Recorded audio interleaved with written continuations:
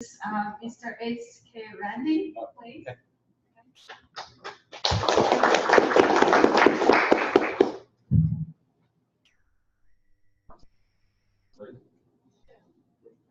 Hello everyone, thank you for coming. The topic I'm going to talk about today is AI and innovation. And after 15 minutes, hopefully I will give a couple of points for all of you guys to think how innovation is so difficult. Innovation is many times, incremental innovation I think may be easier, but sometimes big bang innovation is just not that easy. And if you really want to try that, let me give you a story. You like stories? Yes? Yeah.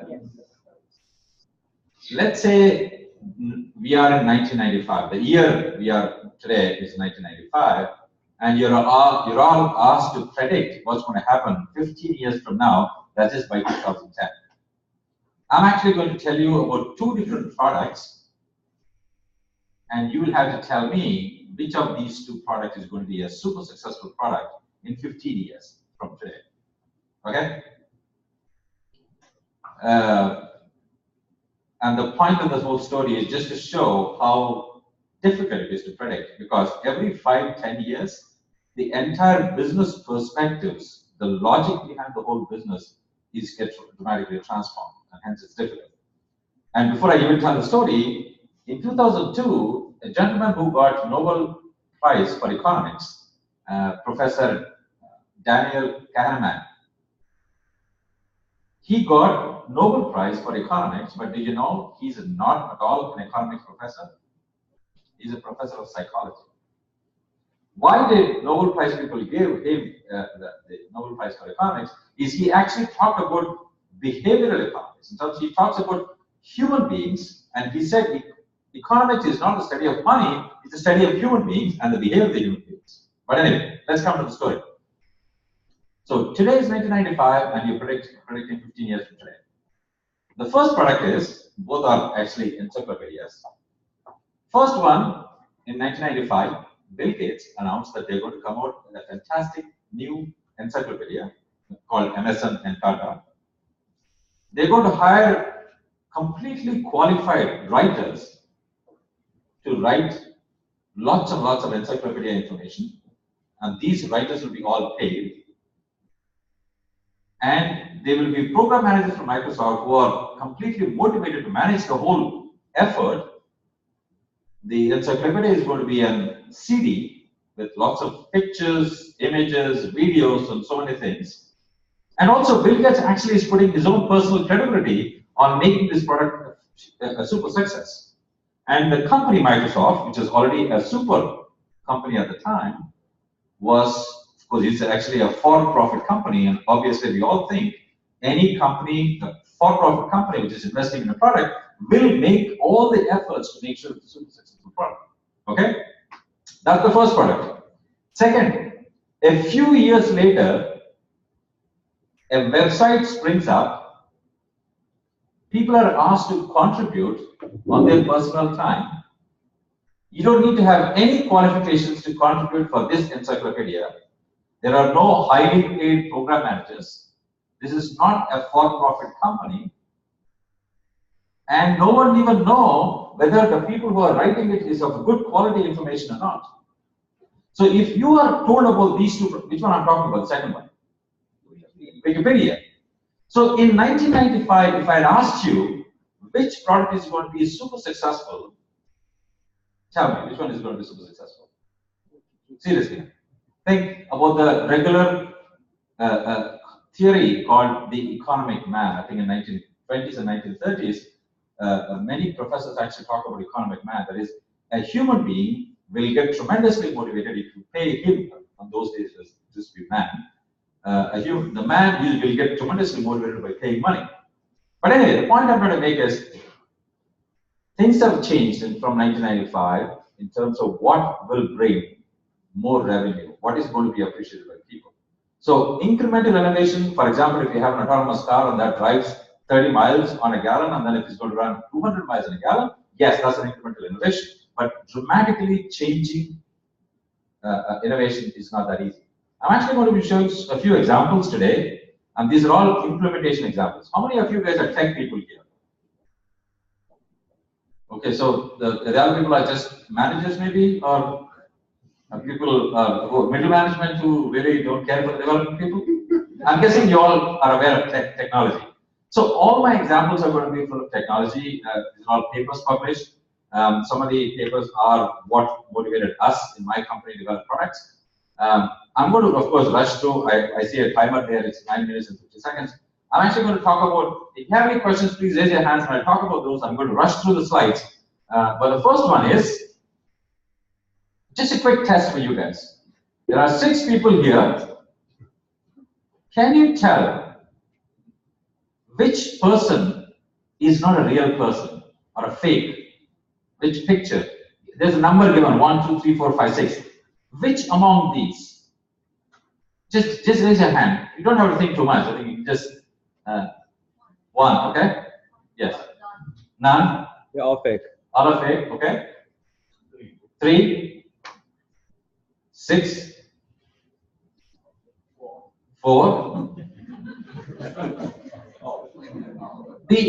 Right here in this audience, I have proved, okay, the real answer is all are fake. But it has confused people right here in this audience to the extent that some people believe some of them are not fake. This is actually created by AI model, deep learning models. All are fake. All are fake. Yes, all are fake. No. Okay, this gentleman looks like the famous film actor, isn't he? Because NVIDIA, when they created this model, it actually took salient features of different personalities, clumps them together, makes it a unique picture. But you will see this somewhere, I think here, and some the eye portion is about that actor. I'm forgetting the name of the guy. And this is also a film actor. Looks like a film actor. And this gentleman is also like a film actor, but none of them are real. We all have written SQL statements for 20, 25 years. And every time I used to write SQL statement, I used to always, oh my God, if I can somehow just tell the computer what I want and it just extracts it. That's what is happening. Paper published by Salesforce.com, actually the chief scientist is Richard Schwarzer. If you don't know the guy, you should actually find out about him. You'll find lots of YouTube videos. This gentleman, Richard Schwarzer, is such an expert in NLP. The first time when I saw him, I was so excited that I actually took my life's first selfie with him, forgetting my age. So I said, okay, can I take a selfie with you? But from a natural language sentences, you can extract fantastic and efficient SQL statements. This is again DeepMind's output. You can track various vital statistics of patients. It's actually implemented in UK hospitals. You can track the vital statistics of patients and alert the right doctor or the right nurse. So the model actually knows what's happening with the patient. It's an amazing, call it as innovation, call it as a technique, call it as an implementation. But for all of you guys sitting here in the audience today, if you are into the tech world and if you live in the Silicon Valley, I'm sure you must be in the tech world. If not, you will be pulled into that tech world situation. You all have to understand the power of AI, how much it can solve. And it all looks impossible. For example, natural language processing is being used to do sentiment analysis. But yeah, sure, for 2 years ago, 3 years ago, a sentiment analysis has been done, and you can use it using regular words. What if nowadays people use emojis? How would you get the sentiment analysis of a sentence which is interspersed with emojis? You have, similar to word embeddings, you also have emoji embeddings. And if you don't understand what word embeddings are, I think you should go back and read, because all words, in this case all emojis, which have similar or comparable emotions are all flocking together in a two-dimensional image, even though it's actually a 200 or 100-dimensional image. 100, yeah. Visual question answering. Where do you apply this? You can actually have a model which will look at a picture and tell you what's happening in that. Why do you need that? We are all talking about smart cities. the other day I was talking in a conference about smart cities and some of the architectural requirements for smart city implementation. If you have a surveillance camera inside the street corner, and if you want to track the traffic congestion, or if you want to alert the cops because of a crime that's happening right now, all of those situations, even in cases where patient tracking, an Alzheimer's patient who is slowly sitting onto the chair versus slowly falling onto the chair, it's different. But for a naked eye, for a regular eye, for an untrained eye, it's difficult to figure out what's happening. But you can train a deep learning model that will track and understand that the patient is falling slowly onto the chair and then alert the doctors. For any of those implementation situations, you have these deep learning models which actually does the tracking of the images. This is generating images from text. Microsoft implemented this application, and by the way, all the papers I'm picking up from have links at the bottom of the slides. I think they're slightly misaligned in this side, but if you take a picture from that side, you can see at the bottom even the reference to the paper I'm taking that from. The point I'm trying to make in that is you can have a model creating an image from just a simple sentence you're giving. And think about the innovation that can happen in the art world. Recently, I heard Sotheby's, which actually is into auctioning of art. They have bought a company. Guess what type of company they bought? An art exhibition or auction company. They bought a company. What company they would have bought? They bought an AI company. They bought an AI company, an auction company. It just, sometimes it feels impossible things are happening. And talking about impossible, I'll tell you a story. You want to know what's impossible? And it's a perfect example of it's impossible. Yes? Normally, say, from India, I come from India. And when we say yes, we do this, and it's no, we do this. So let me ask the question. Shall I tell you a perfect story about what's impossible? Okay. You know, there's a fantastic hot dog contest, a hot dog eating contest that happens in the United States. In New York, every year, there's a hot dog eating contest. You know what hot dog is? Yeah. Yes, okay. It's a bun plus a sausage in it, and people are asked to eat hot dogs. Till 1995, the duration was 12 minutes. After 95, I think 2000-ish, it became 10 minutes. So the contest is how many hot dogs can you eat in 10 minutes? So let's go around. When let's say you're very hungry, how many hot dogs can you eat in 10 minutes? 10? You said 10, 12? That's really good number, yes. I can eat 2, 3, maybe. I cannot eat 10, 12, even in a period of 24 hours, but that's me. In 1995, 96, the winning contestant ate 25, 22, 21 hot dogs in 10 minutes in 1995.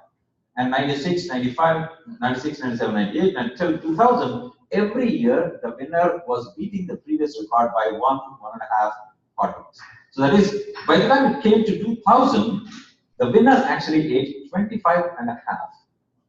So with an annual increment of the contest by 1.5. Okay. Till now, even though the story itself is mind-boggling, still it's okay. If 2000, in the year 2000, if the winner actually ate 2.5, what do you think the winner in 2001 would have eaten? How many would have eaten?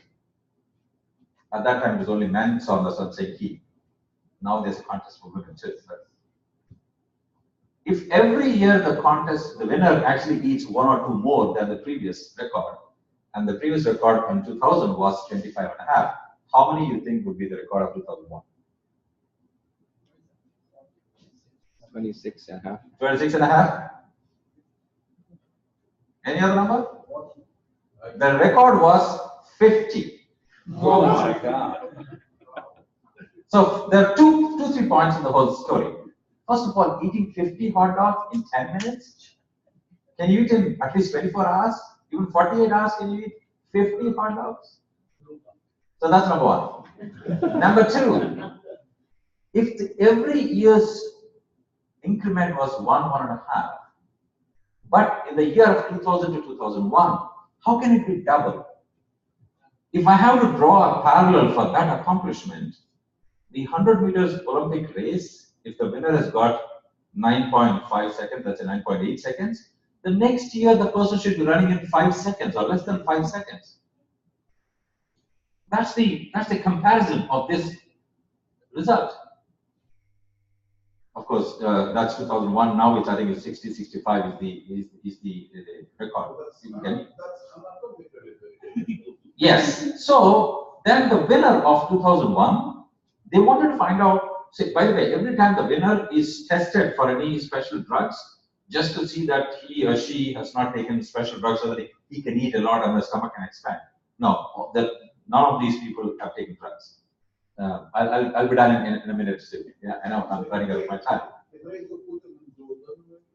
No, you can't even drink because people used to drink a little bit of water so that things can go down. In the year 2001, the winner actually had a bunch of new tricks.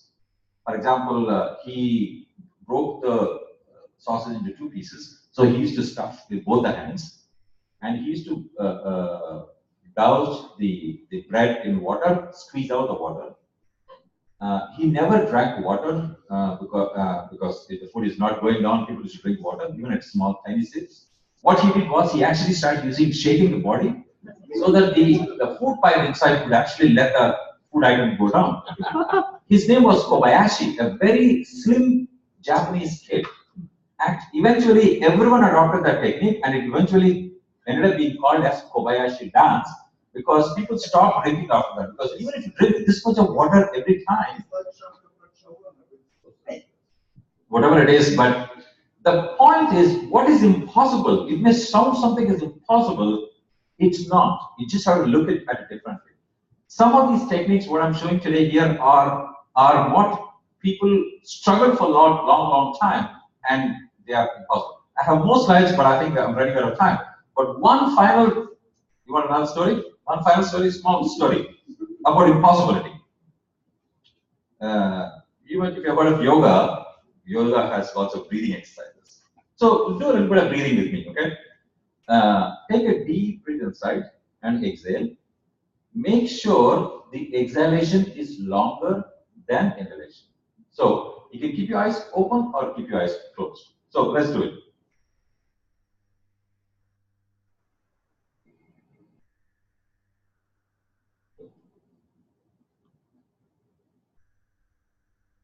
Okay?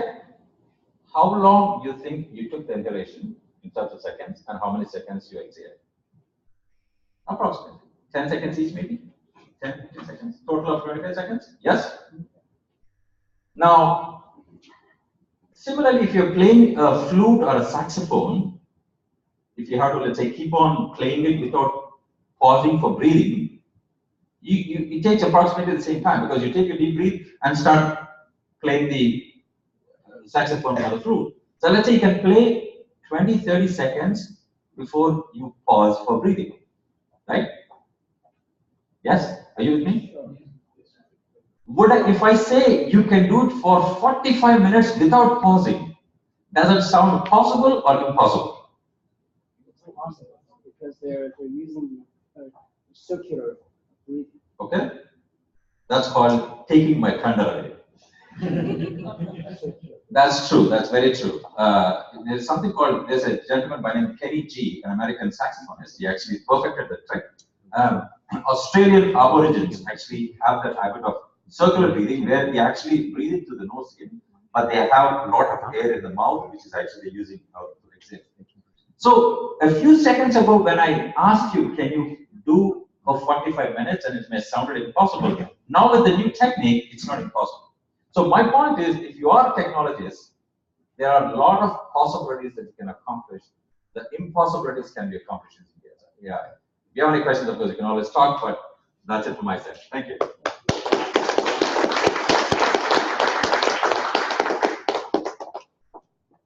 you so much. It's an excellent speech. Okay, so our next guest is Ben. Yeah, thank you.